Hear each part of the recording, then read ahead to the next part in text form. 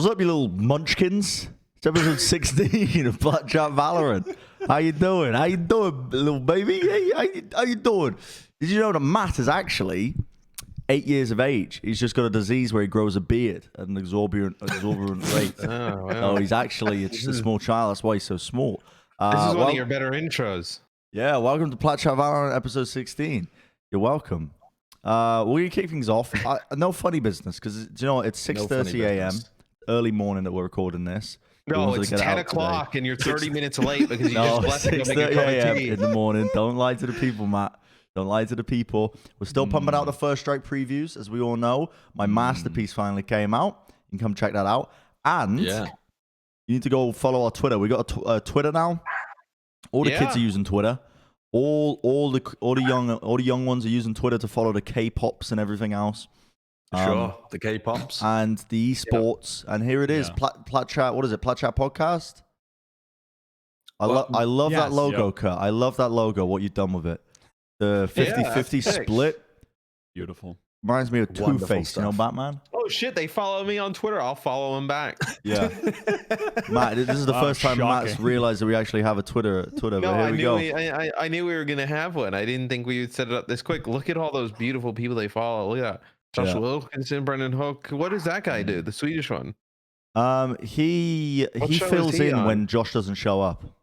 Yeah, that's true. Yeah. I woke up today. It's his stunt double. Josh's stunt double. His body double. Let's get into the thick of it, because there's some news on the horizon that there's going to be a big patch. The patch notes are going to be releasing tomorrow, because this video is going to be posted on Monday.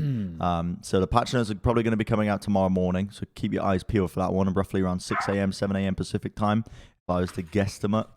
And the word on the street is that Breach is getting another buff on top of his already existing buffs.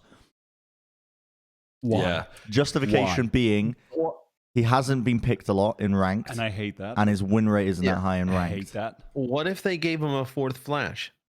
Fuck you, Matt. I'm kidding. No. Turn to your screen blind for like 30 minutes. Apparently it's going to be a minor buff, but even still. Yeah. I mean, I have some theories on this. I want to hear what you guys have to say first. Yeah. Well, the thing that stands out to me more than anything is the reasoning. I don't like that being the justification for buffing this agent who's clearly incredibly powerful and is being utilized in so many ways in the pro scene. I mean, if you watch the games, it is more than evident he is not only a viable hero or agent, but further than that, I mean, he's damn near S tier, if not S tier. Could be played on every map. I mean, that just shouldn't be in my eyes the way to go about changing him, because I think he's not only is he kind of difficult to play, I think, but I think that's going to turn off a lot of the lower tier ranked players potentially from giving him a real try, because it's not a simple agent to just jump in and play. Yeah, I mean it's a lot like the issue that they deal in Overwatch with Sombra. Sombra can be extremely impactful at like the top level of play, but does nothing on the ladder, because a lot of her kit relies on teammates and teamwork and like following up. Same with Breach, right? Like you have the flashes. I mean, how many times do you go? Like if you play Breach in rank, I imagine you just flash yourself constantly, and just that's all you can do. There's no like coordination or anything in that regard. Like the pro scene, where I think it's going to be hard for them to balance Breach in that type of box, like that they've kind of put themselves in with it. I've just realized this shirt makes me look nude. Listen, it brings in the viewers. Nude, but really wrinkly. What if I like stretch it out? Like one of those bald cats. What do they call them? The sphinxes. Just have really wrinkly bald bodies. The guy with the wrinkliest, baldest body saying that that guy looks like a wrinkled cat. I'll just say this now. Get this out of your system, because this ain't changing. Yeah. This kind of methodology of buffing agents based on how poorly they're doing in ranked. Oh yeah, I mean it is to be expected. This philosophy of balance is what's done across almost every single game, with the only exception being probably CSGO and Dota 2. And that is because Valve are kind of like this weird outlier of a game company that aren't really a game company these days. They just sell skins on the marketplace. But yeah, this is every game company is basically balancing around ranked. And you're exactly right, Matt. It comes down to like essentially Breach requires some sort of coordination because he's a clunky agent. All of his kit, it has a wind up, has a wind down, and it needs somebody else to follow up on it quite quickly. So it's an agent that almost directly correlates with good team play in terms of how effective you can be with it, and that doesn't exist in ranked. You're never going to get good team play in ranked. Maybe like a minor adjustment, like reducing the amount of wind up on some of the abilities. That would be such a big buff, I think. That is so but that is what they would probably look at as a minor adjustment. But to us, that is like, oh my, like that is big. Yeah. I mean, but that gets him to be more fluid in play, right? Like if you sped up a little bit of some of the the charged up things, but that's what allows you to kind of come around corners and attack. Yeah, that at that point he's just too fluid. He's too versatile, and he can then solo. He can solo initiate if he has no wind up on his abilities or no if I'm not mistaken, didn't they say in the article I saw about this? Whichever dev was speaking on this, I thought that they had said something to the effect of a minuscule change and them wanting it to be based around Breach sort of being more individual in his play. I mean, that would be a minuscule change. I think that's more likely to be what it is, right? Yeah, I'm fairly certain I saw that. In that same dev interview, and this is a lot of this kind of the rumor, it's not even a rumor really, because it was a dev saying it. It was an interview on the HitScan channel. Yeah. And he was saying there that one of the internal theories as well as to why, because it is a dilemma, right? Like Breach is genuinely an S tier hero, but has an incredibly low pick rate and win rate in ranked. Like there's a lot that could be summed up with he's a team-based hero, but agent. Sorry, agent. But you know what I've been doing as well? I say hero every time when I'm on this show, and I say agent all the time when I'm playing Overwatch. My brain's just got the wires crossed. But yeah, it's like a dilemma that they're attempting to solve. And one of the things that they were saying is they have an internal theory that the impact of Breach is very felt in the map. When you're playing with and against him, you can see all of his flashes. They have a huge impact. You can see his stuns and his abilities. They have a huge impact in the game. But you're not actually translating them to kills or map control a lot of the time, at least in ranked. And so the win rate of the hero is still really low. And so they're trying to go from, all right, this is theoretically really powerful, but how do we make it more reasonable for people to be able to act on what Breach does? I mean, at the pro level, when teamwork comes in, he might just get utterly bonkers. But yeah, he might go. Yeah, it's gonna be. Okay. Yeah, they kind of have to draw that line really, really tight with how they adjust him here. Yeah, let's move on to the next topic because there's not much point really theorizing when the patch notes are literally coming out tomorrow. Yeah. So I mean, people can see the changes. Breaking news. Really? NASA has announced discovery on the water of the moon. What? What? Well, it's a great podcast to discuss it. Really? Yeah. Water on the moon? There's water on the moon. They did say it is only about a 12-ounce bottle of water amount of water, but there is water there. It, didn't they? But that can't be. That must just be from like a comet. I don't know. I just saw it on Twitter. Yeah, look. Yeah. Nice, Kurt. That's actually nice. Well done. I like that. Only on quick on the come up. What are the haters gonna say now? We cover everything. Look at that, bro. They buff Breach a little bit, dude. This is exactly the topic I wanted to move to. Man, wow. So, anyway, we could dive into this, or we could move on to talking about Skye a little bit, because I only want to briefly touch on Skye again because I think is she being released tomorrow? Or is it on the 28th? Yes. Tomorrow, the 27th, she goes into the game, and then I believe Icebox goes into ranked play tomorrow. Yes, God, I hope they fix the micro stutter by tomorrow. Anyway, Skye's about to come out, and from what we've seen of her kit, I was just thinking this in the shower. So you know this is a good thought. Okay. But Skye, we've been talking about how she seems very strong, very powerful. Her heal is amazing. Sure. But a lot of her kit requires a teammate to follow up on. So I think she's going to be in almost the exact same position as Breach, where she's very powerful in pro play, and when you play in ranked, you just don't see the same impact whatsoever. I love that she's the most typical Australian as well. Yeah, I fucking just a bushfire. Fuck.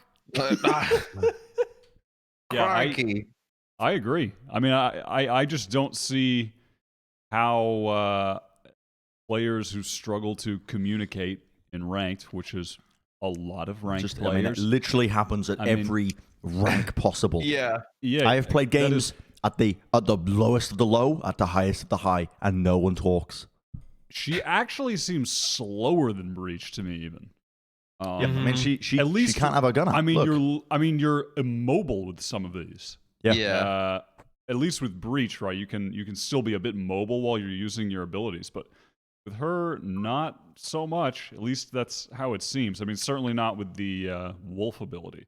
I wonder why they decide to go this direction, because you typically like in shooters specifically, like being taken out of your character, like POV, and taken out of gun up is usually really brutal. Like players just kind of hate this type of stuff, and the fact that she uses the wolf and then somebody just shoots her while she's in it, right, from a different angle or something. I mean, that's kind of what, like, I guess they're trying to like modernize like a tactical shooter, but I guess from like an old school tactical shooter point of view, like this stuff is it's difficult to kind of sell to players, which I think is also kind of the same problem that you have with other agents like Sova and breaking Breach. news. Sova not as much. Yeah. Nottingham and part of Nottinghamshire to move to the highest tier of coronavirus restrictions from Thursday. Why are we just breaking news of? It just by the popped up way, on my phone. Matt's breaking news was so much better than that. Yeah, I don't It even popped know up the on my places phone. you're talking about. I wanted to In keep a the gag going. historic sense. Wanted to keep the In a gag going. historic sense. I mean, you would have had to find, I don't know, electricity in Nottingham or something. Something else that's similarly historic. Yo, check these abilities out. I completely... yeah, let's have a look at the abilities. I completely forgot what Matt just said. What were you saying? Like, why? You were basically drunk. No, I was comparing. I wasn't drunk. I was comparing being taken out of the character when you use some of these abilities and not being able to shoot or have your gun ready. Yeah, true. Is difficult for players, and I think in a game where nobody's talking, and even in ranked, nobody wants to work together. Agents like Sova and Skye here kind of get hurt. Yeah, I think at least... Go ahead, John. I mean, I think that Skye is going to very naturally fit into a lot of teams' compositions right now, especially on maps like Split and Icebox, where you don't see Sova. Yep. And I think she's just going to get used. She seems like she's a very, very viable information-seeking agent. If you don't want to run this over, like if you can't get value out of the recon dart, and you want something a little more static at being able to go around corners like tight claustrophobic maps, this agent's going to be dumb good. Does seem quite powerful. Yeah, I absolutely agree. I think she's gonna, at the pro level, I think she's gonna replace Sage at a fairly similar, maybe a little bit less, but at a fairly similar rate to how much Sage was being played, but totally different in ranked, where when Sage was getting picked, almost, I can't remember what the exact figure was that Riot gave, but I mean, Sage was being picked an absurd amount of the time. Yeah. Not going to be the same in ranked. Probably going to be a lot in pro play. And yeah, I agree. I think she'll be great on maps like Split, where you don't need the Sova. She'll fit right in there. This next topic is a special one. Yeah. When You're I really was selling it. When I was making this rundown, because I make every rundown, put a lot of work into them. Yeah, of course. Yeah, Josh not even going to dispute it. Josh begged me. He said, "Please let me talk about Viper." And so that's why we brought this next topic on, which is Viper slowly entering the meta. I remember that. Yeah. Okay. Yeah. let me All sell true, you by the on way, this as one. well. Yeah, absolutely. That's All on true. Viper. So, let me sell you on Viper. Here's the tragic story of Viper is that she was such a trash agent for so long that people stopped experimenting with her as well because they had essentially given up. And after she received a shit ton of buffs, in fact, that actually like halfway through the buff cycle, some people started experimenting with her, right? We had like we did for Mamba Mode Gaming, we had Safe on Bonk. Those were basically the only two at the beginning. Yeah, Jaws. And Safe You know, started Icebox quite a bit. Jaws, yeah, Jaws, true. Jaws. Yep. But what we've got to the point of now is that there's a bunch of teams in the scene who are all using Viper and all finding really large success with Viper. So you still have, well, I mean, you don't still have Bonk, but Bonk used to run Safe on the Viper on Split. They were very successful on Split. It was a strat that worked incredibly effectively. With Sage out of the meta, it kind of opens that extra spot for someone to stay alive for a long time and get value. You have that opening within the team composition. Then we got a load of value on Mamba Mode Gaming. Then we've seen Poach play it with Andbox on Split as well. That was a very high viewer count showing of the hero. And Cloud9 in Korea have been playing a lot of it as well with a guy called Muthi. Now, Muthi isn't on the roster anymore because they had a bit of a reboot to try and make a bit of an all-star roster with Cloud9. But Muthi used to run it on pretty much all maps, including Haven, which no one else runs it on Haven. And they have they're actually undefeated running Viper on Haven. I saw this because someone on Reddit pulled it up, and I was like, no, that can't be true. And I looked, and they're absolutely undefeated against like T1 Korea, Vision Strikers, the other best teams in Korea playing this Viper on Haven. And they play it in a really unique way where they've got the smokes are designed to kind of block off an area of the map. So you put down the smoke. You don't use it as a one-way like Poach was most of the time. That example there wasn't a one-way, but he'll just kind of put it on A-long, in the middle of A-long on Haven, and you can't really walk through it without taking a shit ton of damage. And then they'll play a bunch of other really creative lineups with it as well. And I have heard whispers as well about many other teams playing it in Europe on Split because presumably they've been inspired by Bonk. So my theory here is Viper is slowly working her way back into the meta, becoming very viable on Split and pretty viable on every other map as well if your team puts in the time.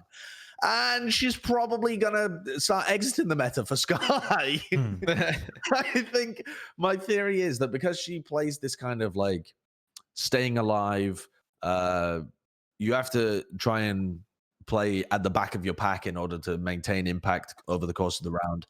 I think Skye is going to take that position on the team pretty rapidly. And so even though Viper, you might see quite a bit of her in first strike, I think her play rate will actually start going back down again. And when it gets to the main qualifier. Yeah, we might even miss this like peak. I think there's probably been a bit of a peak happening in scrims right now, if I had to guess. And we might not even see it play out in first strike because of Skye. That's unfortunate. Well, yeah, I mean that is unfortunate. And I kind of thought about it after we talked about the breach and then the Cypher Killjoy stuff, but that'll probably just sneak its way into first strike as well. Just like tomorrow, like when the patch hits, and you're just gonna adjust on the fly, I guess. Hopefully it's not like this, actually. There's no tournament client in Valorant. No, there's none. So when the patches go live, I mean, everyone's playing on them. So when that patch goes live, if it goes live tomorrow with those agent adjustments, it'll go right into tournament play tomorrow afternoon. Yeah. So the game you play today could be different than the one you end up playing tomorrow. I mean, fuck it, we're used to that in Overwatch anyway. So yeah. Overwatch, Fortnite. Yeah, I was gonna say as well, Josh. I was watching the Cloud9 Korea even post their roster changes just as a team. It wasn't even an individual thing. They're actually so committed to the Viper. They had Munchkin just switch over to it. He was playing the Viper for them. It was just he was playing it differently to how Muthi was, but they were still playing the Viper, which is so interesting. And like what they do as well that I think is really interesting that I haven't really seen any other team do is that because they're putting down their Viper smoke in A-long on Haven, the Viper will go and get that ult orb every round. Normally, that's a very contested avenue, right? You don't feel safe as the defender really jumping on that A orb. But they just throw the Viper orb down, boom, they're onto the ult orb.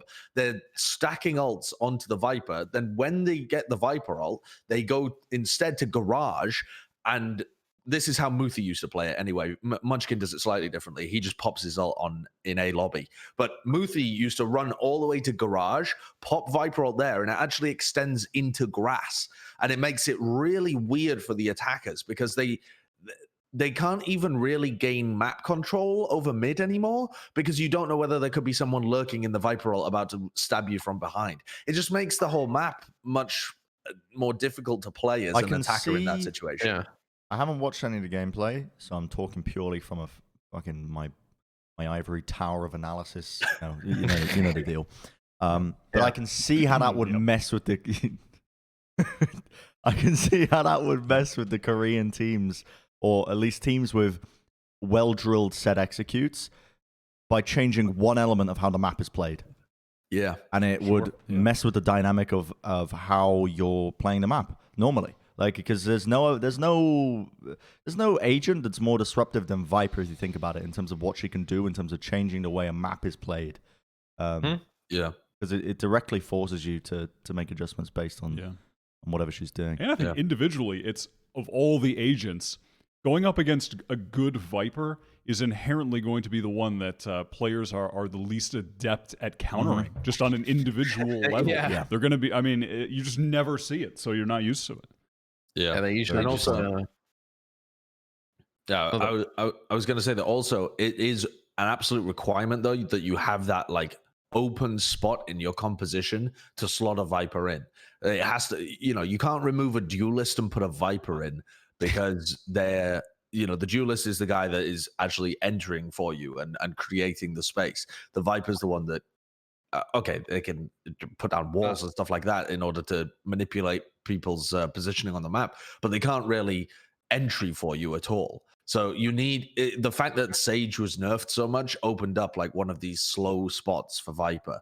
But that's why I think with Skye coming back in, she might be too good not to run over the Viper in a lot of these situations.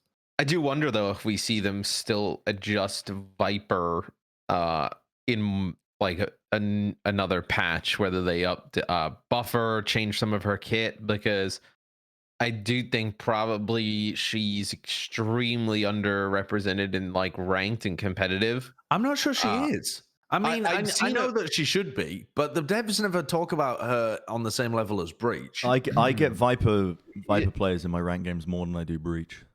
Really? I think it's because she's I mean, I don't know why, but I get silent Breach players in my games who don't say a word, and they don't flash. They just kind of run around.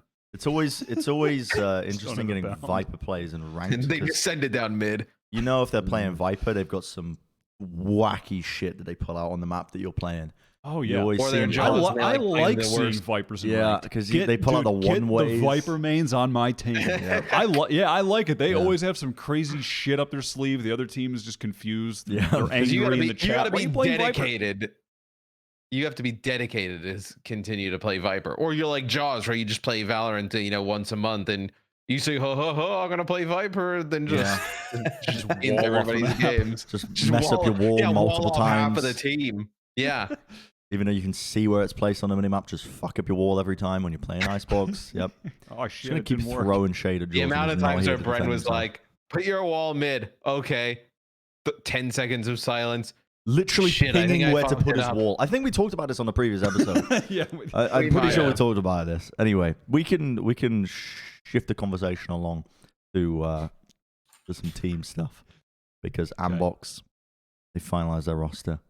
Yes. No surprises here. Big shock. They've signed the boys. They've got the band back together. Andbox have a surprisingly good finish in recent tournaments. So you're going to comment on how awesome this team with a ton of potential. Yeah, I have high hopes, real high hopes actually. Yeah, such high hopes, in fact, that this video. This is the best video. It's us. Who is that? Who is boy?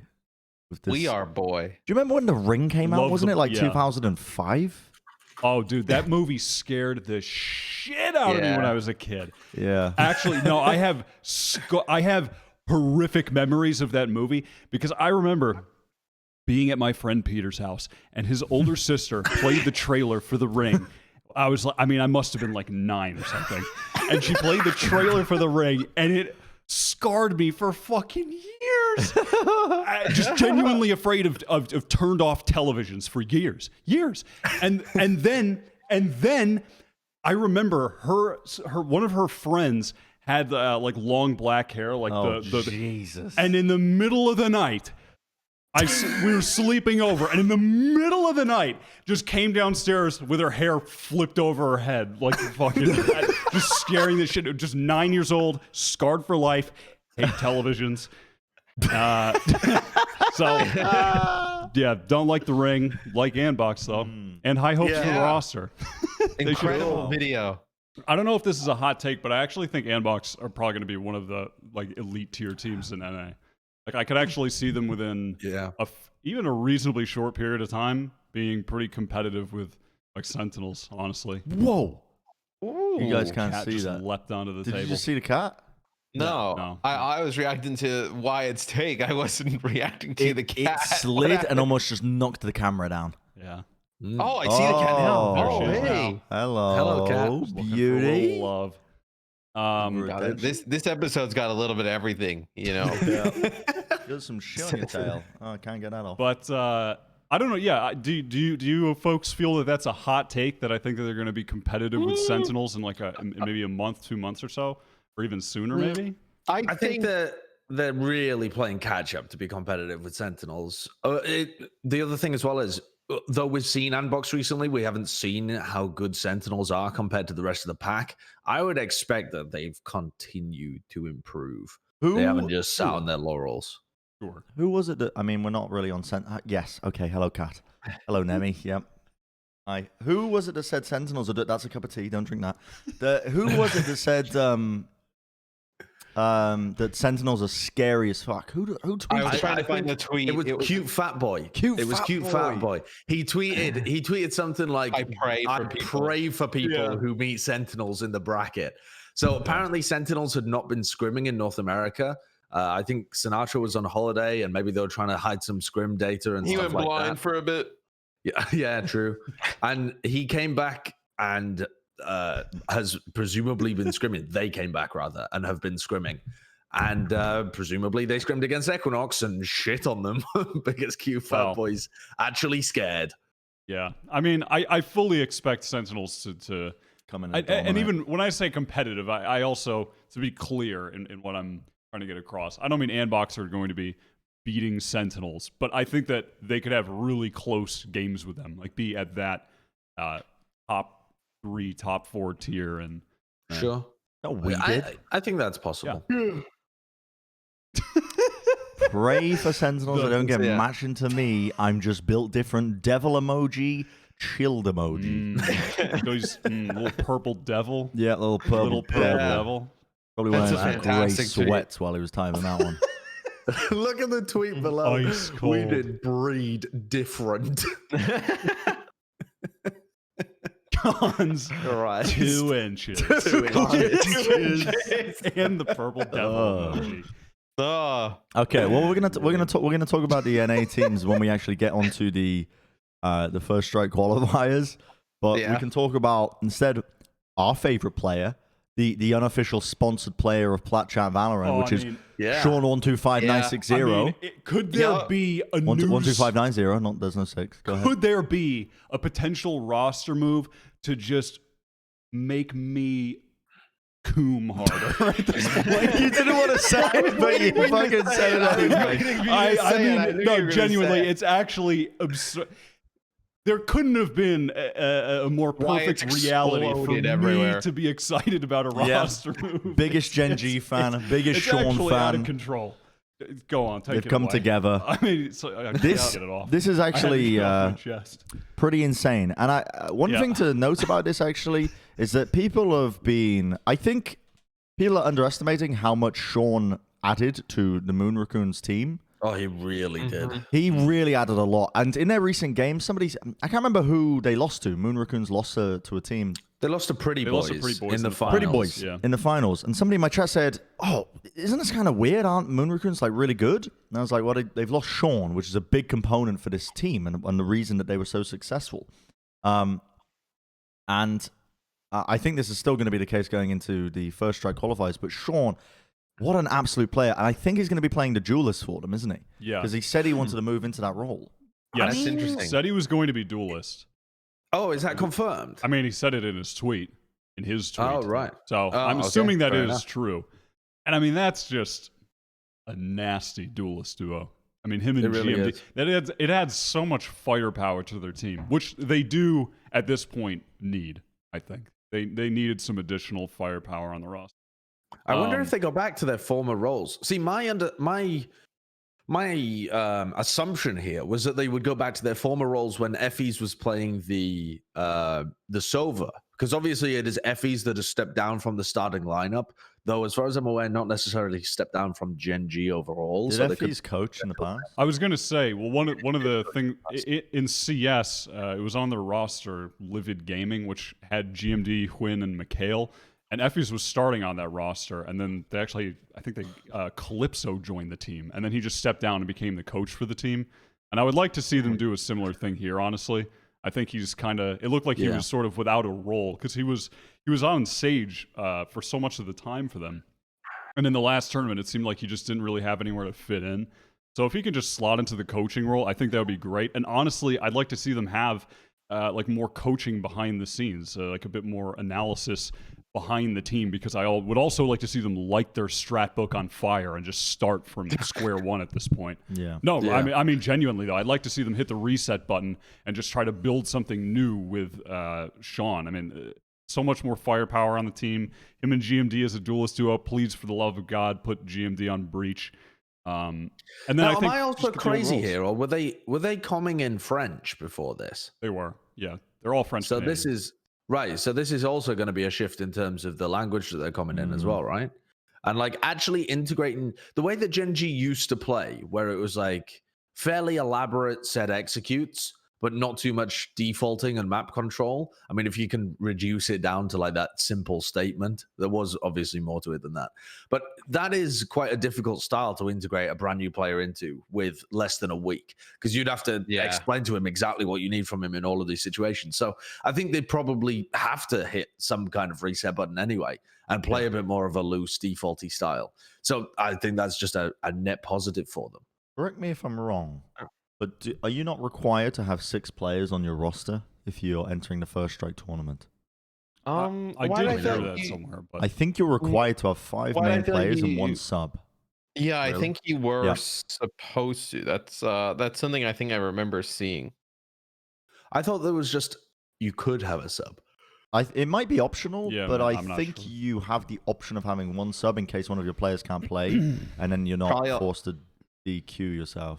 Yeah, a lot of Qualifiers teams out. probably just put their coach, right? Yeah, that's what I'm thinking. Or if they have a coach. I mean, yeah, it's interesting. Yeah, I mean, it's all very good points we're making here, right? Because I mean, I don't know the legitimacy of something funny. Yeah, you're just gassing us up. It's all Yeah. really good points that we're making here on I Flash mean, and Valorant. I ain't wrong. Listen, people come to us because they know we spout both the wisdom and the funny words. And the papiche. The funny words and the wisdom. A you know little that? bit of wisdom, a little bit of papiche. Yeah, you know, that Yeah, it all wrap mixes it all into together one. into the perfect podcast. But what the hell is that? Kurt's like, what the hell are you going on? Oh, It's the I've- team- Joe Teammates Rogan, are watch up out to there, 2 bud. subs. I've- Up I've- to 2 subs, by the way. what? Oh, the 2 subs. Yeah. okay. So I don't think you're required Up to field to. a sub. Gotcha. So you're not required. I have lost the point I was making I just- so hard. I'm not surprised. I could talk about Gen.G for Fucking hours. go ahead. Yeah. But no, I would like to see them go back to their old roles, though. I think at this point, I didn't mind the switches, but I think it makes sense to just throw player 1 back on Smoke, get MAJKL back on Cypher, like both those guys in those roles before.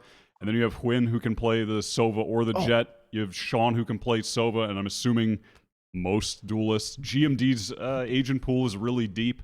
I think they have a lot of diversity on the team in terms of what they can play with agents as well. You know, which is positive. Bren's got a thought. You know that? No, I remember the point I was making. You know, the classic. For whatever reason, the competitive Valorant scene right now, like the endemic competitive Valorant scene, seems to be just only made up of the people who were really into tier 2 CS. You know what I mean? Well, I mean, sure, Like, what do you there's a mean? huge core of those people because every NA player is an MDL. Right, guy. exactly. Yeah. So Like- there's a lot of those fans have carried over. But I saw a comment from somebody. No, I didn't fact check it. Didn't even look into it. But apparently Gen.G have tried in the past in CS to add a player who wasn't speaking French, and it didn't work out very well. Mm-hmm. What? Yeah. What do you mean? What? I don't think Gen.G had a French-speaking Oh, you mean like roster the in CS, guys didn't they? from Gen.G? Yeah, the though. guys You mean from Gen.G, players? the players in the team that they played together. When they played in CS. Yeah. Bro, here's the thing. I don't trust anything any of these like NACS tier 2 fans are saying. I don't think that's true. Yeah, I mean, when did I Gen.G mean, have a French Counter-Strike Bro, team? they all speak English, and there's plenty Yeah. of CS teams that have guys from 5 different countries. That's true. I mean, true. so I mean, Yeah. Fuck you, Reddit. It might be. Can we It find might that guy's be very username and true. shit on him on our podcast? It might be super true, but like the guy might not have just worked out. And Yeah, then the yeah, first yeah. thing Could've been people- bad. But the no, first no, thing no, people it was a leap to language is, issue. "Oh, he just couldn't speak French." Yeah, I couldn't speak French, man. Real problem. Real problem. It's a great Are point, we, Bren. I are we liked it. done with this topic? You're the one who extended it. You just brought up Yeah, this. so this I point. know. Yeah, I shouldn't. We've all been. Wyatt's spewed his load. Yeah, we I all said shouldn't. it's a nice pickup, I and then you know. go on about French-speaking Gen.G, whatever the hell you just went on about. I could fucking and then- wax lyrical about Gen.G all day. Do you want to hear about the nuances in Player One's post-plant play, or should we keep going? Cloud9 Okay. have signed a third team. This Cloud9 is White. bonkers. Not sure why Yeah. they've used the color white. I feel like, I don't know, it's a little bit strange. Because it's their other color. Is it? It's their other blue and color, white. you puppy. Yeah, Their colors? Yeah. They're blue and white. They have a blue and white logo. Blue and Might white be, are their might colors. be colorblind. Don't know for sure. They have the 3 colors in their logo are blue, white, and Korea. Everyone knows that. That's why they named the teams that. Sure. Okay. Yeah, this makes sense. So they've signed the all women's team. Yeah. Yeah. This is going to be interesting. They're entered into the First Strike tournament. They're seeded By pretty the highly. way, they are seeded ridiculously highly. They are they seeded in sixth place. Six, yeah, yeah. 6 seed. So Yeah. It's dope though. They won the Ignition Series tournament that they Yeah, had. they did. they've been Yeah. dominating. Yeah. Yeah, they have been Yeah. dominating. They're in- leagues above the other all women's right. team. Yeah. Which is like the perfect opportunity, I think, to now. And Jazzy seems like she really could make the transition into being a tier 1, just Yeah. all-round player. I'm interested to see where this team actually lands. Like, I'm not, even with the really good seeding, I don't know whether they'll genuinely make it through like the qualifier later today in First Strike, but it doesn't really matter to me. It's more like getting a read for where they actually land in the whole of North America. You know? Sure. Yeah. I wouldn't be surprised to see them qualify, though. I mean, how many teams make it through the first qualifier to qualify for the second? The thing is, the rules change with 16, every it's single one. large. It's the first 16 in the first qualifier.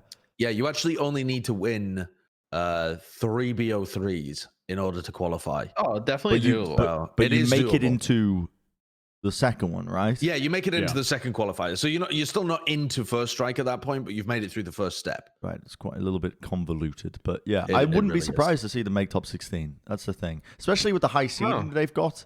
I mean, there's some teams that I think are seeded too low, which we can go over when we talk about a bracket, which is the next topic after this.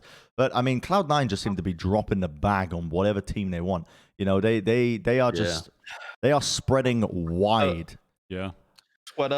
It's what works like this that have the kind of funding and capital do at the beginning of a game, right? Especially with a tournament like this happening with Riot, you take a bunch of you enter as many times as you're allowed to enter, right? I mean, they have like 4 teams now in the race. Are they allowed with, to enter? 2 though? I mean, what? They have 2 in Korea and There 2 must in be NA. 2 They're teams in it, allowed right? to. But They I don't thought have 2 in T1 had Korea. issues with their Oh, no, academy they don't. team. I thought they had a second one. No, I think they just have No, one team in okay. Korea. So they have 3 teams now. Yeah. But still, Didn't T1 have issues where they couldn't enter their main squad and their academy squad? No. I think Riot posted some rules saying that for Riot run events or something like that, you couldn't have the same They've definitely said something where they were like indicating that when things get regional, they don't want Cloud9 playing against Cloud9, for example. So I think at some point there will be rules to say you can only have one team per organization. It's probably a workaround with this from the standpoint that, like, if there was a rule like that, think about some of the things that happen in like franchise leagues, like where you couldn't kind of keep your organizational name.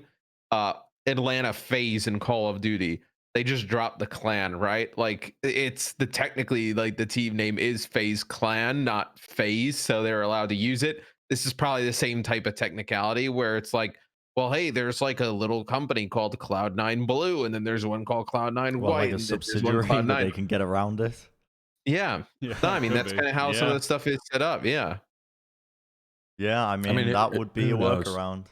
I think they're more likely to not keep these rosters long term, though. I think this is a like early game kind of thing. Do you remember in Overwatch when Cloud9 had the EU team, and then they just pivoted right before OWL to full Korean? I think they're an org that likes to hedge their bets. Yep. They want to see which rosters are going to perform best, which rosters are going to have the most potential over time. And like, okay, you've got 10s on your North American roster, but maybe the whole roster doesn't work out. And actually, you want to commit to the Korean roster because it's winning over in Korea. They've just made some big changes over there. So, there are worlds in which they think that I think once we actually get to some kind of inter-regional play, once COVID simmers the fuck down, we'll probably see Cloud9 solidify on a roster.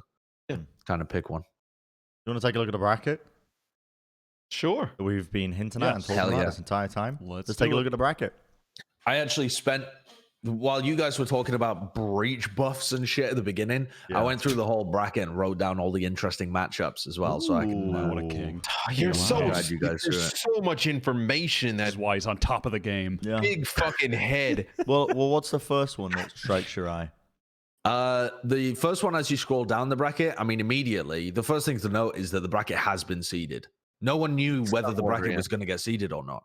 I thought it might just be random because Riot had previously said, you're gonna have to zoom in a lot.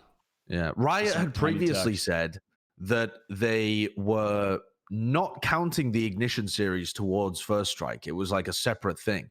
But you can see here that whoever was in charge of the seeding, they have attempted to seed this bracket somewhat reasonably. Yeah. I don't know whether this is based on NSG monthlies because it is run by NSG or what, but they have tried to do some kind of seeding. One, no complaints. Yeah, I mean, Sentinels 1, TSM 2, Cloud9 3. It gets wacky once you get into the 10 to 20 kind of spots. But to be honest, for a bracket this big, you just need some general shit. You just need are you a top 10 team so that you're on this side of the bracket? Like, you don't need the perfect seeding.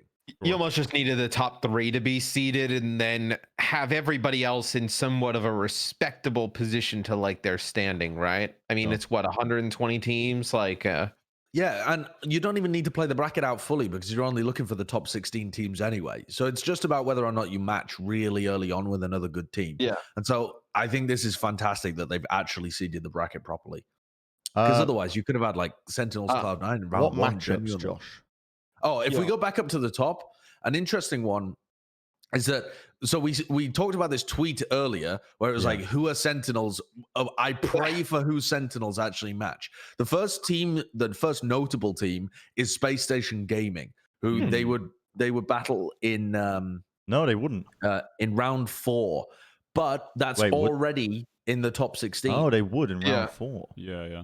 Yeah, but at that point, you've already made it to top 16. So Sentinels, the only team that they would actually knock out are these like teams that are basically unknown as far as I know. Like, maybe the team names are eluding me right now, but I'm not familiar with that. What is the first team name there?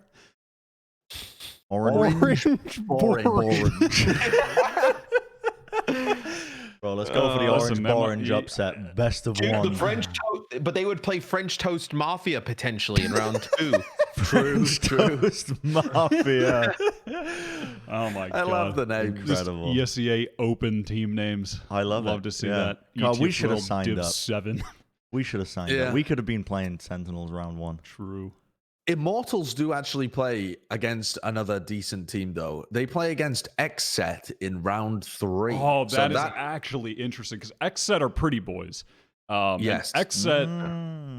I mean, I might be a little hint. Might talk about them later, but XSET are looking really good. I mean, they beat obviously Moonracoons didn't have Sean in that last tournament, but they're looking a lot better than they looked over the past couple months. And notably, they're playing with We Did now. It seems to be where he's landed. So that's actually a pretty interesting matchup there. Yeah, this is one of the best matches of the top end of the bracket. In fact, this is the best match of the top half of the bracket because it's the only one that genuinely decides who goes into the top 16. It's Immortals and XSET are the only top teams where it wouldn't be a major upset. We could see crazy upsets elsewhere, but they're just impossible to predict. This seems like a predictable clash of two teams that are somewhat on a similar level. Yeah. Where's Ninja's team? Ninja's team is interesting, actually. They're pretty much the next ones. If you want to talk about important matches that get people into the top 16, TSM plays against Ninja's team in round 3. Really? Yeah. Game. Ooh. Yeah, Ninja's team, they played in one of the Nerd Street Gamer tournaments the other day. I saw them tweet it out. They won like 20-something straight rounds. I don't think anyone else really kind of joined it, but you watched it? I was watching that game live while I was eating breakfast. It was actually just cruel for the other team. It was just they won 13-0, and then they went up 12-0 and then lost a few rounds. So they nearly 13-0 to team. And I think it's like the X Elevate roster. It was just a brutal Ninja just decimating these Timothys. It's just horrific scenes. God. We know that TSM TSM is going to upset some people. And see the upset. Come on! No, I can see the upset. You know what I can see? I can see the almost upset. I can see a map 3. Yeah, maybe a map 3 or just 2 really close maps. But I could see team. I mean, they're probably time in this, right? Yeah. I could see time in just pushing TSM to the limits. Yeah, I mean, I honestly can see that TSM fans molding. NACS fans molding. Always molding. Everyone molding. It might happen. It might happen. I hope that game is broadcasted. I hope it is as well. I hope it is. I think that'll be one of the better ones.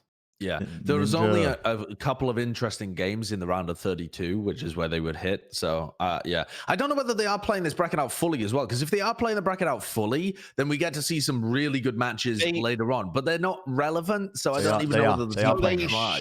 If I was running the tournament, I would play the bracket out completely because then that allows you to seed properly. On the Valorant competitive subreddit, there's somebody's posted a broadcast schedule. One of the top posts. I think. But I don't think I think that only includes this going to top 16. Were there really? I think it was wasn't it quarterfinals and then onwards? No, I think they were including the second qualifier in that. I'll say this: looking at the bracket, you have some very creative people in terms of team names in here. Go on, pick out your best. French Toast Mafia. We already talked about that one. Great name, Illinois Servers, Please.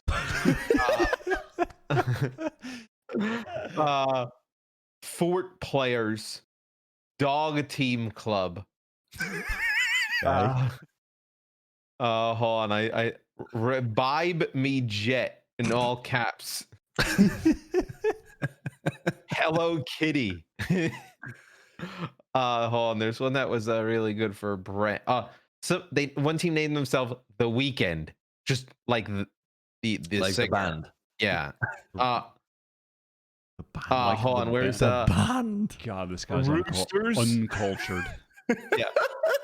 Uncultured Philistine. The band. The band. I mean, what a fucking hell. What a Uncultured Philistine. Here's Bren's favorite team, the Hentai Heroes. Nice. They're in there. I can't believe they're getting away with Who that. mega lols? That's amazing. Oh, yes. We trade like pros. Kinda Asian.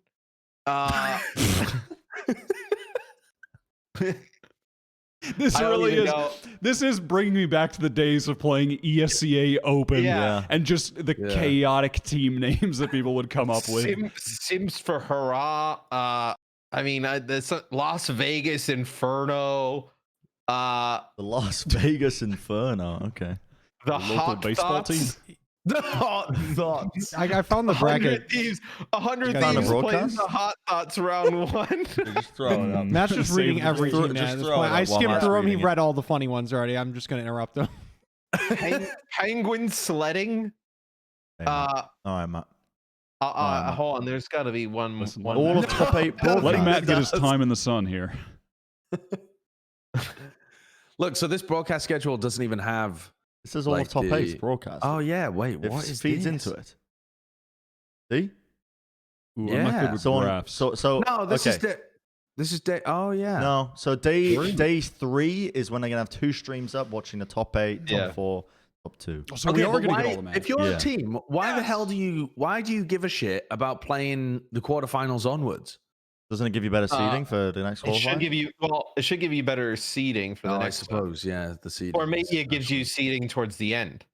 Yeah, fair enough. Maybe you don't show like your full Is hand. this but you a- still- So they're Okay, well, then playing the there are bracket actually- out fully. Yeah. There are actually much better games then that I didn't even think were Okay, going to let's be go relevant. back to Like, the for bracket. example, Curtis. For example, again, Sentinels plays against SSG. That's quite interesting. Round 4. Gen.G plays against Immortals in round 4 as well. That's assuming, by the way, that Immortals even gets past X-Set, because otherwise right. Gen.G would be playing against them. You know, assuming Gen.G gets to that point as well, but they don't face a notable team. And then Sentinels plays the winner of that. So Sentinels plays the winner of Gen.G versus Immortals or Gen.G versus X-Set. So that's a really nice clash up in that top quadrant. Then you've got What do you laugh, Wyatt? I like quadrants. Keep going. quadrant. You have Envy Where does plays against Weekend the band NRG. play? I don't know where Weekend the band plays. I don't listen to grime. All right, let's just move on. Like, that's not even close, Josh. Like, nice try. Are you for real? That was he. Are you for real? You know what I do? You You know what I like about that answer, though? You knew in his voice that he knew he was wrong and had no confidence in what he was saying, but he was putting it out there anyway. He was giving it his best shot. I like that. Okay. Envy plays against NRG in round 4. That's going to be huge. really interesting. That is 'cause this really is our interesting. This is our first time watching NRG, but it's also our first time with the Envy new squad with Food and Crashies. Yeah. So, you know, hopefully that'll be broadcast somewhere as well. Round 4 is by the time we get into top 16. So both teams would have qualified for the next stage, but they'll be playing for seeding. T1 plays against Andbox as well. T1 are very highly seeded in this tournament. They're like seed 5 or something. And Andbox is seed 23. So they end up meeting in round 4 again for seeding. And then the winners of those 2 games play each other. So you could have like NRG versus Andbox. Or Envy versus Andbox is the Andbox. Andbox is the 21st seed. Yeah. That's another great test for Andbox. I'm really looking forward to seeing more of them. I really do have high hopes for them. I think from what they've been able to show us in such a limited amount of time is very rare that you see a team with that level of coordination in such a short period of time. It'll be interesting, I think, especially to see them against a team. Well, really, NRG or Envy are comparable. And NRG being a new team, what have they been able to do in a short period of time? And Envy have had a bit more time now, maybe like a month and a half with their roster changes. Like, how did they compare to Andbox? Who's making the most progress, right? Do we know how many teams have kind of gathered together in one location? Like I saw Hiko and Steel tweeting about coming to LA to play I assume from the Cash App facility for 100 Thieves. I haven't seen any other teams kind of comment on. No, I don't know. I don't know. Well, talking about 100 Thieves, though, they're the next team that has a really good clash. And they have a good clash before the top 16 as well. Oh, they really? actually play against Moon Raccoons in round 3.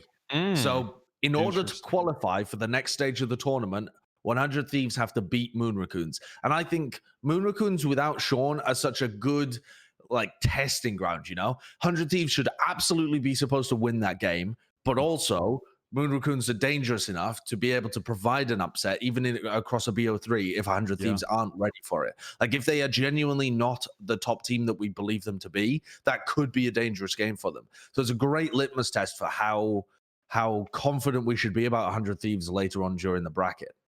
Yeah. Moon Raccoons, and regardless of them losing Sean, even still in the Nerd Street Monthly, they did make the finals. They still performed well. They still had good maps.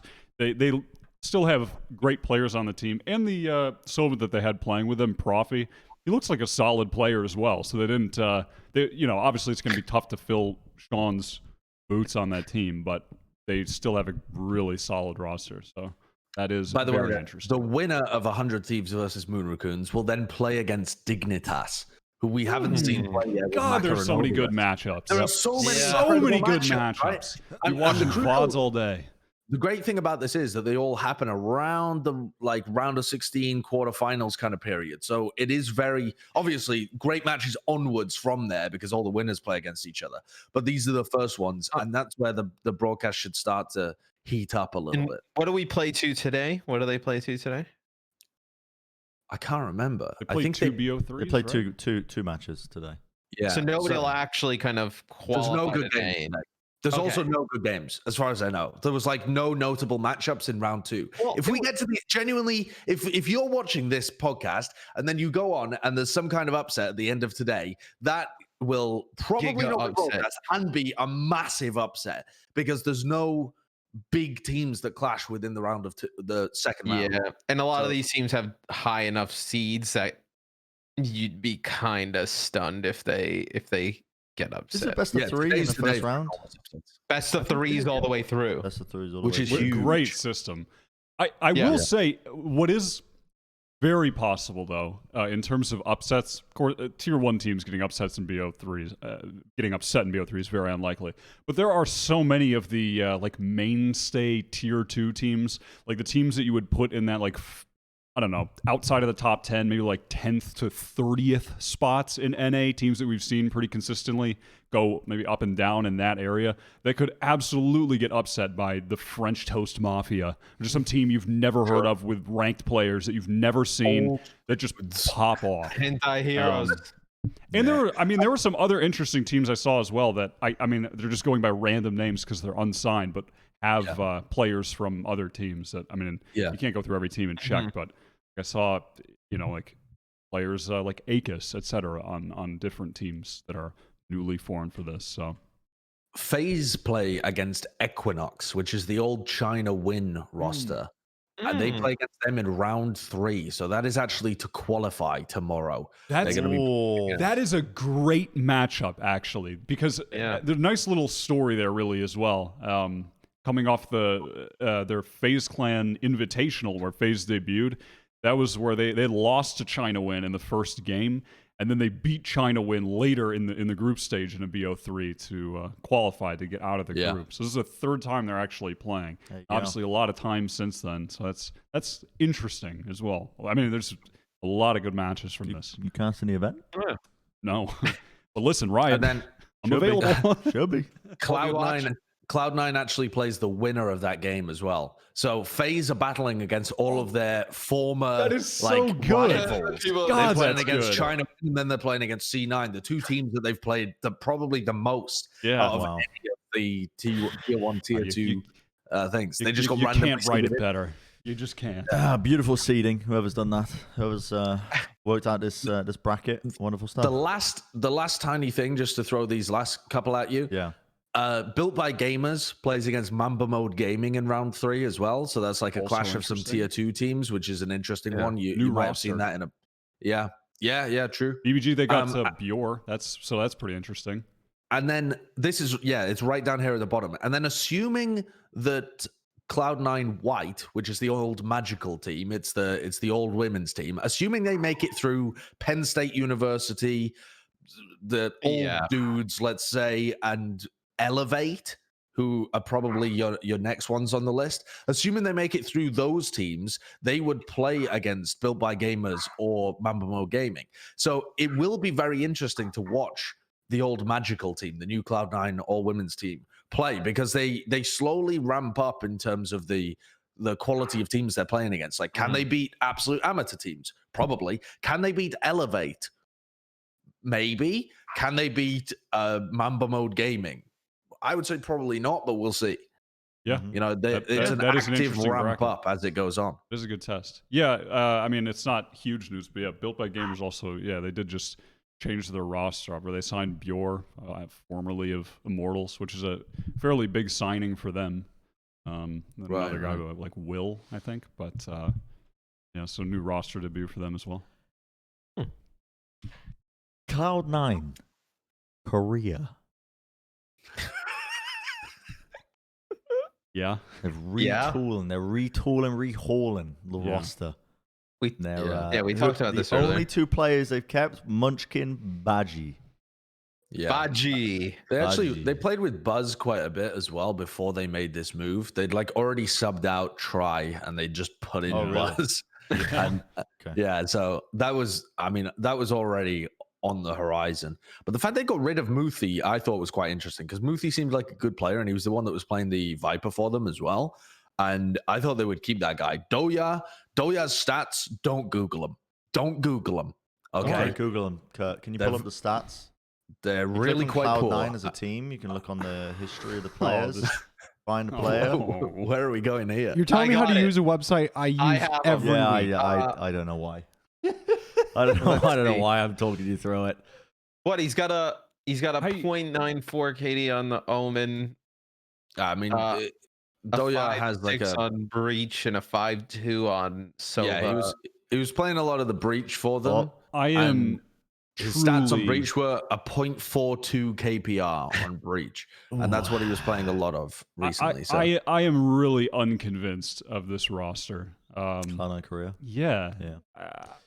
I think this new roster is good. I think it's definitely better than the other one. That's for sure. Their player quality in the old one was not particularly high. No, and they still had some nice strats. Again, like working around the Viper was really throwing off a lot of other top teams, and like they had some good combos with each other. Mm-hmm.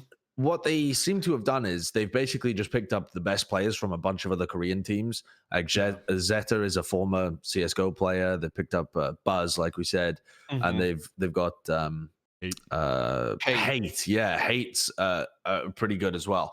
And they have now elevated their fragging to the point where they are pound for pound better than Vision Strikers. I mean, I watched the game with them, like the BO3.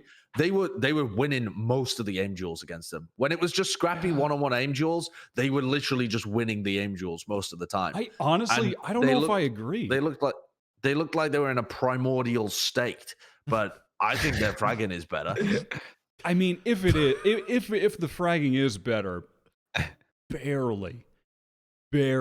I don't know. I'm still fairly unconvinced of just the individual skill when I'm watching that scene in general. I'm in a constant state of waiting for Stacks to just deliver me to the finish line. He is truly, I think, the best player in Korea right now. But yes, I would agree with you there.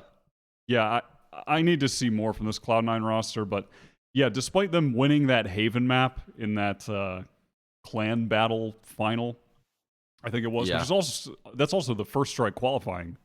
It is, point system, right? So I mean, Cloud9 are probably going to make it through, given they continue to make at least second places. I suppose the question at this point is if Vision Strikers will ever lose a final. I mean, it seems like the other teams are catching up, but I feel like watching some of these teams playing against Vision Strikers, even when it's close, it's like they don't even deserve it to be this close. I don't understand how they make it so close sometimes. It feels like it shouldn't be. But this Cloud9 versus T1 game was quite interesting though, because Bind went 11-13, Ascent was 12-14, and I really did feel like whenever it just got kind of scrappy, you'd see the C9 players just like Hate would just deliver a couple of kills, or Munchkin would tap someone in the head, and it seems like for Vision Strikers they have a couple of players that can do that kind of thing, but not with any kind of regularity. I think the Korean scene is going to start to get much better because they have taken newer talent and they have learned from Vision Strikers. And so the like little combos that the T1 Korea team are pulling off is really good. And then the Cloud9 team playing around their Viper a lot as well. It's interesting strategical gameplay. And they are starting to like teach the new wave of talent that can aim better how to play that style. Yeah, I think they're going to be competitive. So you think Vision Strikers will eventually get passed up by some of these? I mean, they should have been passed up literally. I mean, they're on a 41 match win streak. Right, yeah. But the last time Vision Strikers played against T1, sorry, not the last time because that was a BO1, but the time before that when they played against them, it was like went down 2 maps. Yeah, they went down 2 maps, and then in the final map of Haven, their Jett disconnected for 5 rounds, and they went from being 3-4 behind to being 4-8 behind because their Jett disconnected, and then they still dragged it back to like 13-8 at the finish. So it's while it's not a guarantee, it's incredibly likely that T1 would have won that game, I think, overall, had they not had their Jett disconnect. Because their Jett is also their best player. And this Anak guy is actually cracked. He's the only player in Korea where I look at him and I'm like, oh, you are actually, nutty when it comes to your individual skill.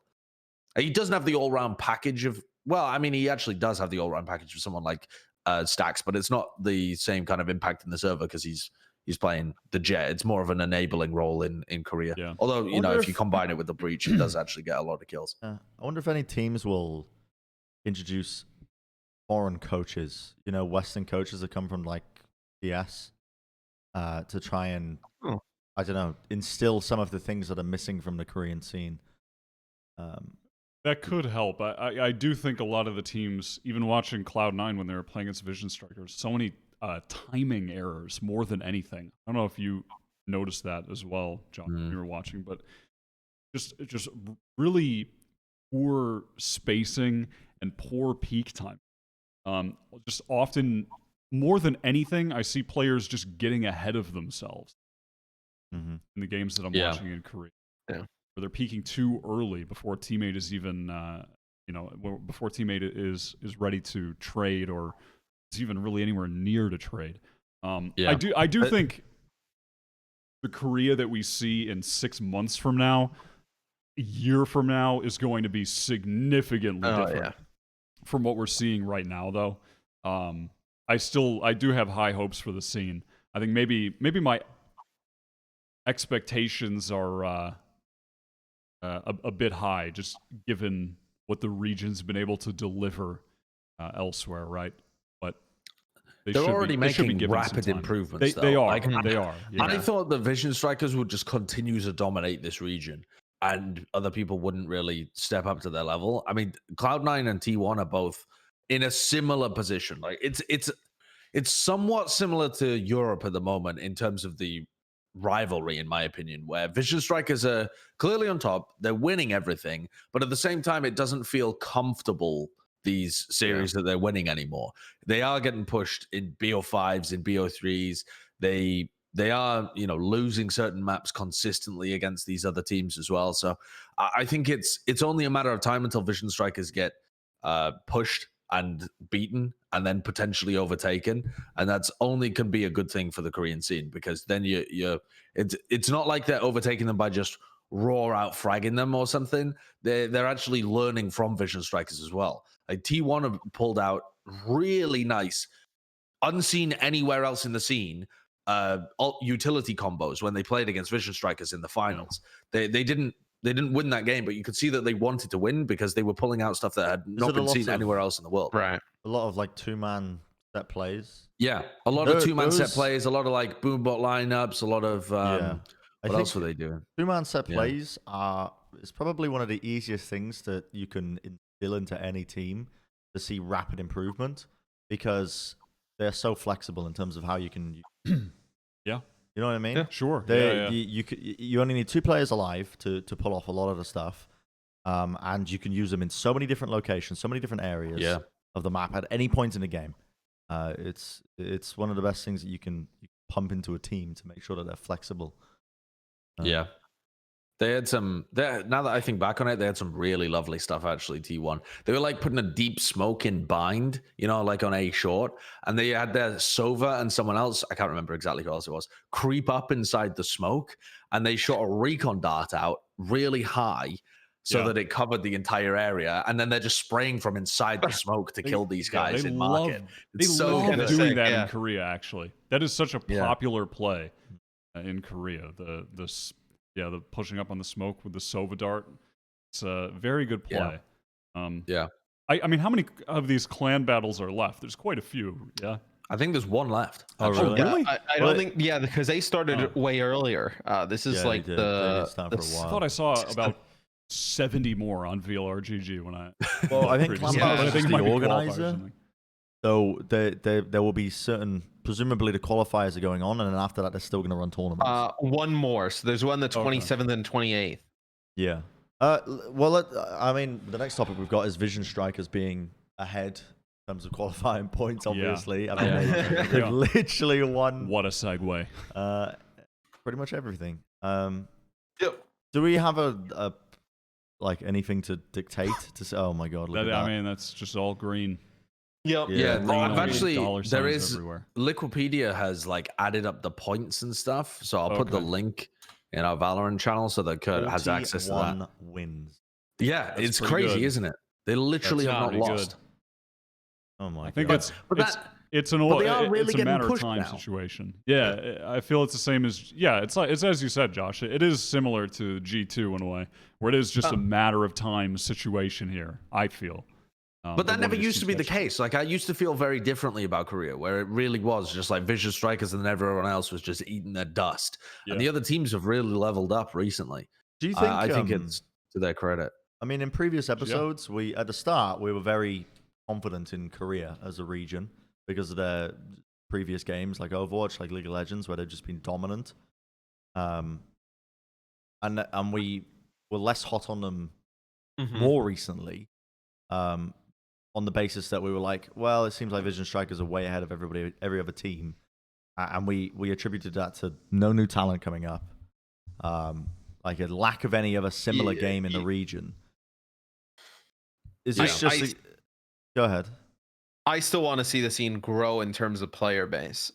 I think they still need to figure out a way to make this a big game in the PC bonks, PC cafes for it to really hit its peak in Korea, because I feel like if it doesn't, you're gonna have a few nice teams that compete and that can compete on the international level, but I don't know if you're gonna have this constant influx of new talent, like how we see it in Overwatch, right?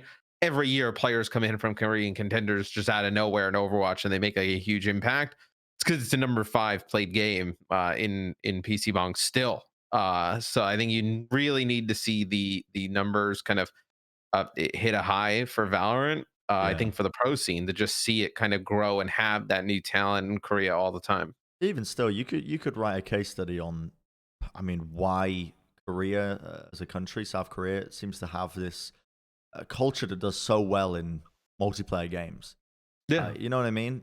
I think it is very much in the culture to not have I think for general team games, it's never selfish the way that they play them. It's always improving as a team. Yeah, definitely. And I think discipline across the board. I do wonder how much that helps. I think that has created a really interesting style in Valorant where they are massive on teamwork, massive on utility combos, and really trying to get the most value out of that aspect of the game that they possibly can. Yeah, I think they're they're two-man combos, like you were saying, Bren. Although it's not always two, but you know what I mean. It's like half of their team is doing some kind of play on some area of the map to gain map control, to push someone out of position, to get them a kill, whatever it might be. Those utility combos are the current best in the world. They're up there with the Sentinels, where they just, you know, do these really fast executes with a lot of elaborate utility. They're up there with FPX. Who are the other teams that do a lot of that kind of stuff? I mean, G2 don't really do as much of that, but G2 have some times where they do that really well. But the Korean scene really is like innovating that level of the game on a massive level. They have other large drawbacks for sure, but when it comes to that portion, they are huge with it. So I think it's only a matter of time until a Korean team does well at the top level, because they're just spending so much time innovating.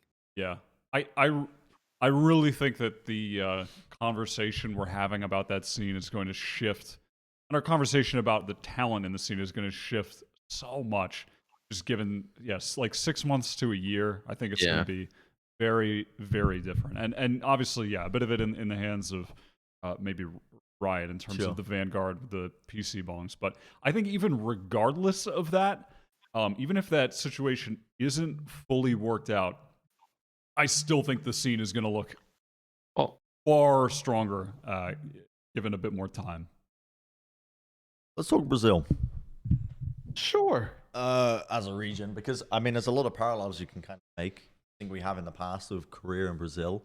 Brazil has a little bit more of a foundation in other games like tactical shooters compared to Korea, and they have a lot more new talent, I think, coming up in Brazil as well. But NoOrg 2.0, the recent hot team in Brazil, have been signed by Pain Gaming. So is another org, a very edgy name, might I add. Pain Gaming. So I think they're a huge org in Brazil. They are. Yeah, they were in massive. Call of Duty. They're a massive org. Very interesting that they've. Wait, what is that? 522,000 followers. Yeah, no, they're a huge org. Yeah. Brazil's crazy. I think they're one of the biggest in Brazil.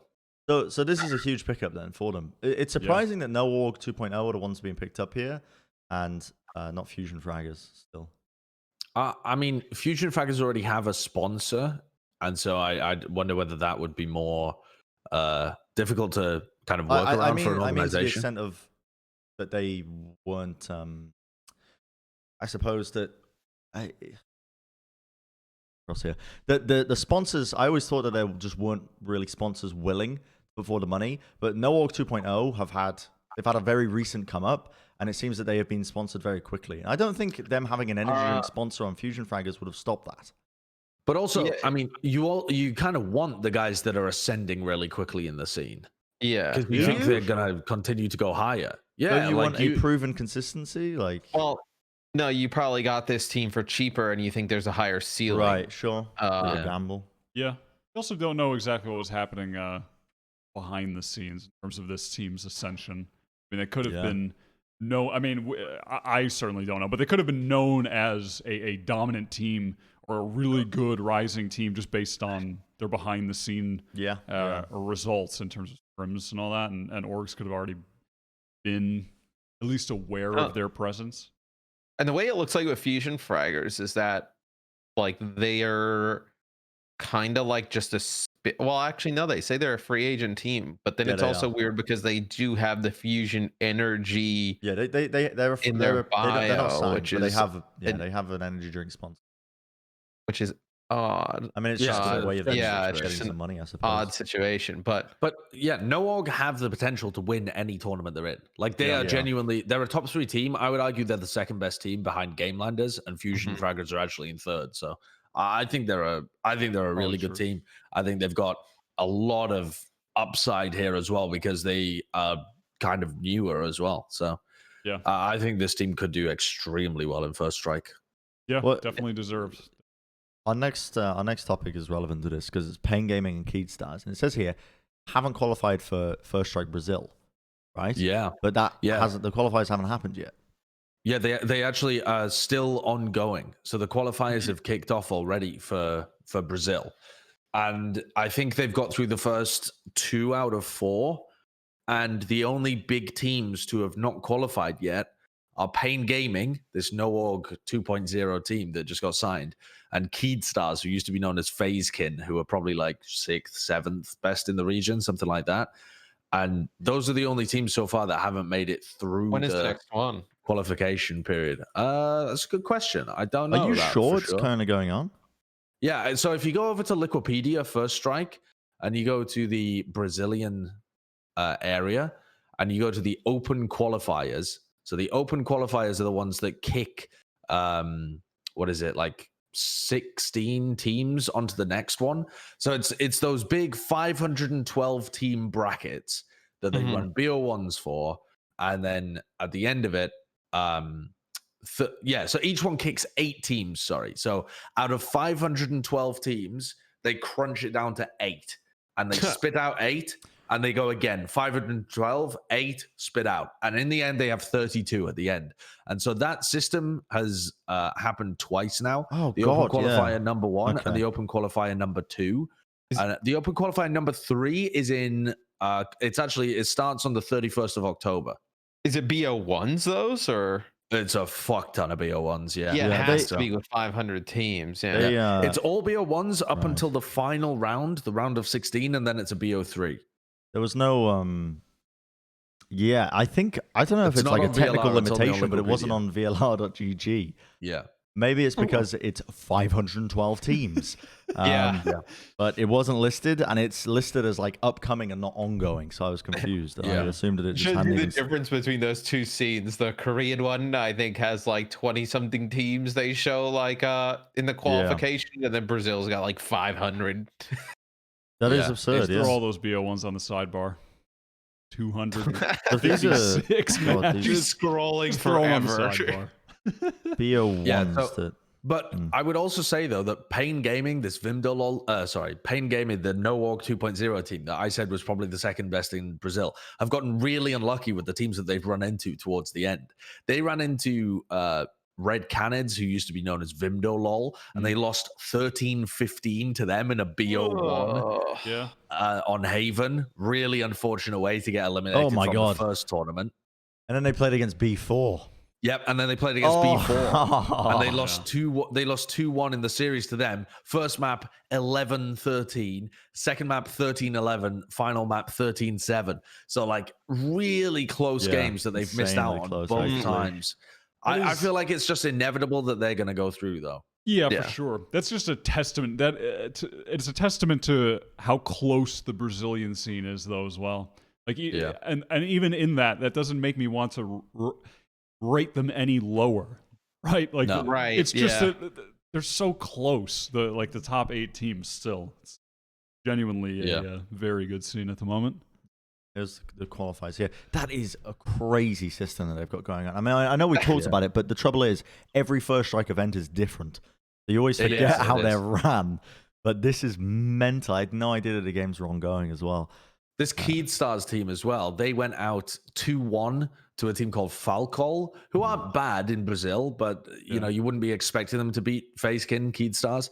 But Keedstars lost final map bind 14-12 in the third map of a BO3. So I mean, like It's a brutal close, rough situation. And this, I think, is also a bit of a primer for anyone, especially in Europe, that has BO1s. But also, this will apply to North America with BO3s, where it's like teams can lose. Even if they are good top teams, they can make it deep in a bracket and still lose to somebody that you don't expect them to lose to. I mean, it's Upsets almost really guaranteed do happen. with 128 teams in the NA size that at least one upset will occur. Oh, yeah, for sure. Yeah. But even more likely in Europe. Yeah, Yeah, and you have to not be React yeah. Andes about it too much, you know? Like, if you're a fan of 100 Thieves and their first showing, they lose to Moon Raccoons or something, and all right, give them another chance. There's more qualifiers. You have to. Oh, dude. Yeah, you think they're going to give 100 Thieves another chance? Dude, there's going to be pitchforks and torches outside the Cash App compound. So tilted reading comments from people in the EU scene, looking at teams like Liquid going out in the best of one tournament systems that were just prevalent. That was in EU. mind-numbing. Well, I mean, EU tournaments. Yeah, exactly. I mean, EU the formats. EU First Strike, though, is also crazy amount of BO1s. So Yeah. Fitting, really. I worry for Very Liquid. fitting. We just get more BO1s in EU. Never Yeah. see a BO3 bracket. I'm not worried for Liquid. Just spent the last 5 days with them. Yeah, you've actually just been gassing them up for the last week to yourself in your room. Yep. I mean, just Absolutely ran have. straight into the light directly facing us. It almost knocked it over. Just the full force of a running cat into the light. What are you doing, crazy cat? Let's talk EU here. I'm running low on energy because I didn't eat anything today. The bonk team. What are they doing these days? Are they getting signed by Guild Esports? David Beckham apparently said, you know what, these bonk guys, I like Sweden as a country. Let's pick them up. This He video played a actually 1v1 sick. against Yassine. He played some foosball with Yassine, and he scored enough goals past him that what is that? What Americans call it? Is that Oh what you my guys call God. table football? I don't Yeah. Yeah. You're local as well. terrible. No, you're just becoming American as well. The weekend that's- ban. that's You've not had even some correct. fucking cracking quotes this episode. This video, by the way, is. I thought the Team Liquid video was awesome for their team What is announcement. this? was I haven't just seen so this. sick. So good. Yeah, I think is this is the so best sick. team announcement I've ever seen. Genuinely, I think this I think is the so. The production value just I out mean, of control. production value here is genuinely like amazing. If they wanted to go for a full-on semi-cringe but all-in production value, they totally could have. And then Yeah. instead they go for actually comedy. And it was really funny because Yassine's acting is really good. Yeah, he was great. I mean, that's the thing. This is the type of thing that would you could easily see this not working just based on like whoever was in Yassine's position not having just the raw acting chops. But if Valorant doesn't work out, dude, fucking get this guy to It Hollywood. really does look like Shia LaBeouf. It's genuinely so good though. Oh, they It got was like so a ton good. of fans that weren't even into Valorant, like into them with this video. Like just because people were sharing on my timeline, like shocked, like that these were like players. They were just like they looked like they legitimately were like actors. Well, Yeah. because I mean, you couldn't really see many players doing that in Overwatch. No. Oh, It's no. rare to get a person Yeah. like Yassine who will be charismatic enough to be able to pull that off, honestly.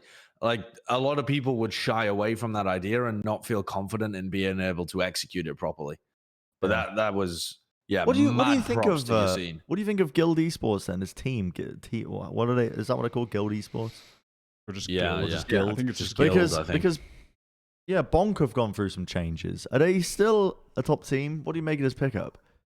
I don't think anyone really knows because they played. I think they've played one BO1, which I will say I haven't watched, but they got slapped around. I think it was like 13-5. I want to say something like that.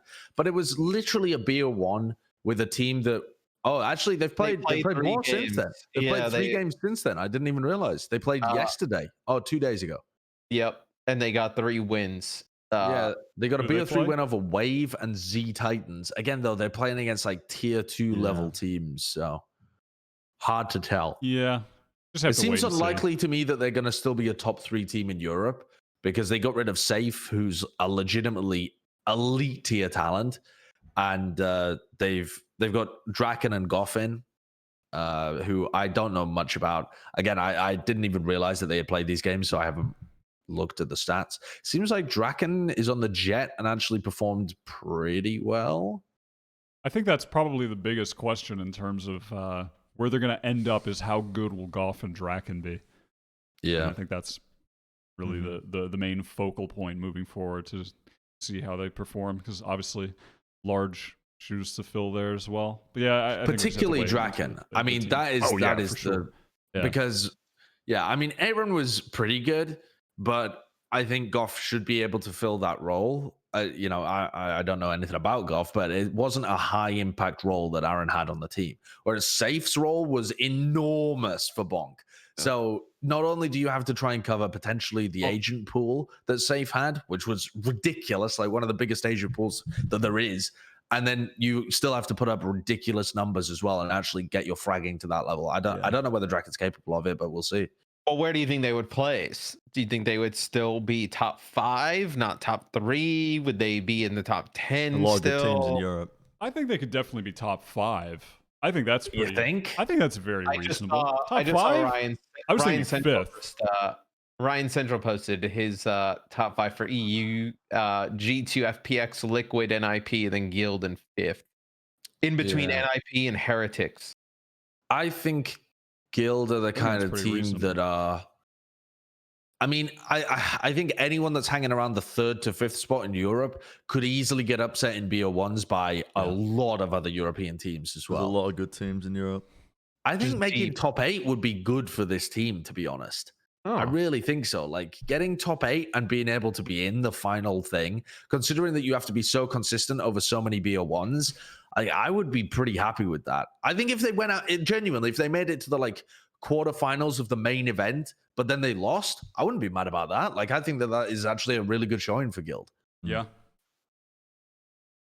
Are you ready, Wyatt? Hell, I wouldn't even be mad if Liquid did that, to be honest, because fucking congratulations on getting it through the BO1 gauntlet. You ready? What? It's your big moment. Oh, is it? Yeah. Yeah, this is, what Finally. this is what you do all week. We're finally here. Wyatt. We've finally arrived. I forgot what the segment's called. Wyatt's Weekly Weekly Award. Wyatt's Weekly Award. We changed the name. Yeah. It's a new thing. Yep, a little open-ended, gives me a little bit You of got a lot of breathing breathing room room. with I this. mean, I could award so many people for so many different things. Right? Orgs, Who's going to teams, get maps, the Wyatt Award this week? Well, Developers. sure, yeah. Objects. Well, maybe not them this week. It depends on what they do with Breach. But The moon. NASA surely in contention for an award. Yeah. An Or astounding find. Nottingham. Yeah, Nottingham. Appropriate response, of course, to COVID. Sure. Also, Maybe not Give the them people an of award. Nottingham, but the government of yeah, the government. Nottingham. Yeah, sure. The government of The Nottingham. council. The council. I mean, potentially even Mr. X for excellent journalistic talents shown in this show, with just breaking news reports time and time again, and even a dominant. Dare I say another breaking news if you want it. Christ. Another breaking news. Well, if you you got more want it. You know what? breaking news? You sure? What is it? 100 Thieves have acquired the Los Angeles spot for Call of Duty from Optic Gaming. Hector will keep the Optic Gaming IP, but the slot will go to 100 Thieves, Interesting. and they'll I be have some- called the LA Thieves. I have eventually. some genuine Very breaking interesting. news Yeah. from 3 minutes ago. Xset just got officially signed. Oh, Yes. really? Yeah, I saw that, yeah. yeah. Well, The Pretty Boys wow. roster. That We actually- did Aaron, Brando, Redfish. Oh? Yeah. Well, I was gonna. That's Well, let me actually breaking news. continue my spiel. Yeah. Let me keep going here. So I was gonna say, or Mr. X also. He's been doing a lot of great things this week. Potentially, I think he's in the running for his just dominant god tier performance on Phoenix and the Icebox plugs. The little 30 bomb, hit him with the dab, absolute fucking zoomer, and then so I thought. Look, he's up there for a couple. You really things. dropped a 30 bomb in the Icebox Yeah. plugs? Yeah, Were I you dropped playing a- against silver Against players? Josh. He was playing against Josh. He was playing with me and the It Timmy. was against Josh. No, it was against Josh packing 10. Yeah. Who Oh else? yeah. It was a Wait, huge who played- performance. Really? Huge Yeah, performance. Yes, he did. Okay. And then Cupcake we swapped him Kathy, onto the 92. other team, and he flopped. Inconsistent. Yeah. Which is why maybe he won't be getting this award. But then also, I was thinking, wouldn't it be fitting if for the first sort of award thing, I kind of take like a Golden Globe approach, give it to Yassine for that talented acting performance he gave. Genuinely made that Guild video. It was an excellent acting performance, excellent video. But no, I actually decided I was going to give the first Wyatt Award to Xset, who were previously the Pretty Boys. So fitting that they just announced the roster. I was actually going to give it to them as my most improved rising talent tier 2 NA team award. Yep. And I was going to give it to them because of a great showing in the Nerd Street Gamers Monthly. They just won, beat Moon Raccoons in the final, beat Renegades as well, won all the previous games. They only dropped one map. Very interesting roster as well. Xset had signed Thwifo pretty early on. He had come fresh off Fortnite. He was just one of like the OG crazy mechanically skilled players in Fortnite. And he switched over rather early to Valorant. And I had a lot of interest in this team because of that. He was a really cool player to watch in Fortnite. And initially, this roster, they didn't seem that good, and I was hoping for a little bit more. And they kept playing with these same 4 players, and now finally they look really good. And this was a 1v5 in the tournament yesterday that Thwifo got, just actually dunking on the opposition. Absolute dominance. And yeah, they finally looked really good. And it's cool to see them performing at that level. I think another team that you can expect in that sort of like, I don't know, 8th to 15th or so, 15th really being the bottom end range of teams in NA where they have a lot of upset potential. And then obviously signing WeDid, who was, free agent for the past few weeks. Fairly big signing, I think. Definitely one of the rising talents in NA. And it's just cool to see them, honestly, after a couple months, stick together with the same 4 guys, make a lot of improvements. Pure R, one of their duelists, he looks really sick as well.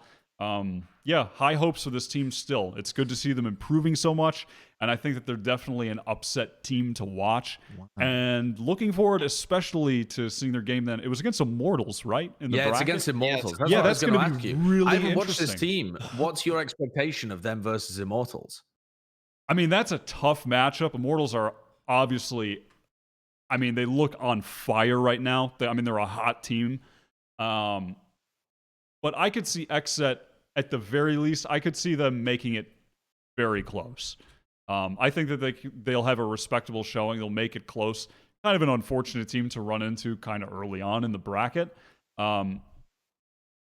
Chance they beat them, I don't think is very high, but I could see XSET at least making it to the top 16 in one of these qualifiers for sure. If it's not this one, sure. If they run into more a team a little bit lower down in the rankings, like a 8th through 15th team in that same spot, I think they'd have a higher chance of winning. Immortals just look so good right now. It's kind of hard to say that they're going to lose. But yeah, I have high hopes for the XSET roster. I'm glad they finally actually signed the full team. Yeah, that's my Wyatt award. My first Wyatt award goes to XSET. Well, nice. Wyatt's I deserved it, but I'll let this one slide. I mean, I think NASA deserved it more than you. But thank you for watching Plat Valorant episode 16. Sorry, Wyatt.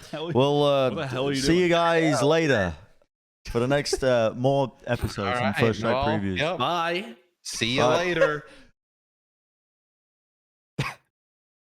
Hello. This thing on?